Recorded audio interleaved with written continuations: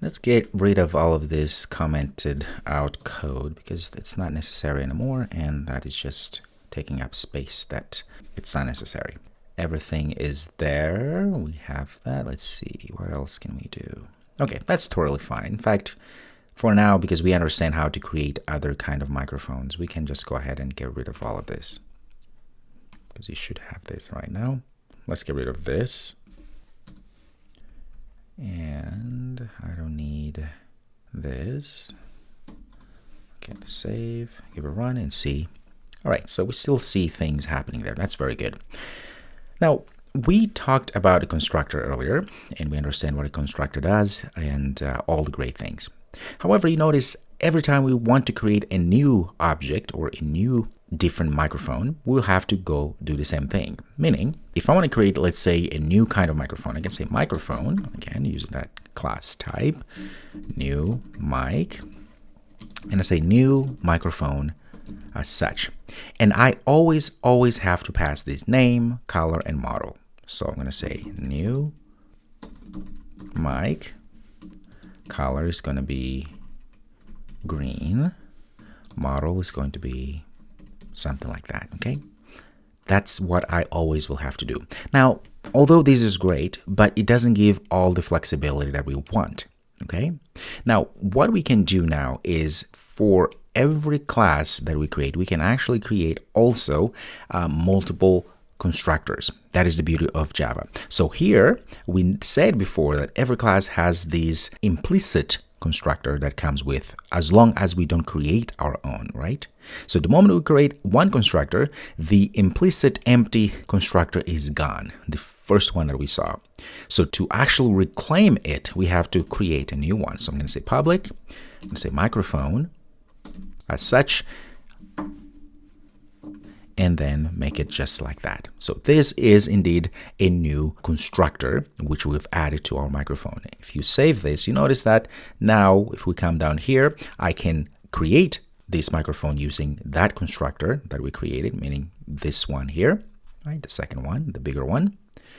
Or I can go ahead and also use this other way of creating. I can say microphone, other mic is equal to new mic, it's like that. Now we are invoking the empty constructor, this one here. Okay, that's what we're doing here. So now if I go ahead and say other mic dot set color other mic like that, you notice we are able to do all sort of things. In fact, I can come down here and say other mic dot get color, because we just set the colors. All right, yes, there we go. In fact, I think I have to say s out inside of a println here, put that inside, save and run, control run. There is other mic is showing there. Very good, right? So we're able to use this other empty constructor here, as you can see. So that gives us more flexibility now, right? Because now it says, okay, anybody that's going to be using this class, they can use either one of those. You can use this empty constructor or this other constructor. This is called overloading constructor. In fact, I can create as many constructors as I want. I can come down here and say public, again, because this constructor has to have the name of the class. That's very important. And I can say this one will just have string name and string color. All right, just like that. Oops, sorry. And I'm going to say this dot name is going to be equal to name. Okay. This dot color is going to be equal to color. So I'm just setting up this new constructor here, which I can use inside of my class. Let's create another one. I'm going to say microphone, grand mic. So it's a new microphone like that. And I can either use the one that's just say the name. I'm going to say grand, and color is going to be yellow. And it's totally fine, because now this grand microphone here that we're going to be using is going to be using this other microphone constructor, which only has 2 parameters. All right, so there's all this flexibility now that we have.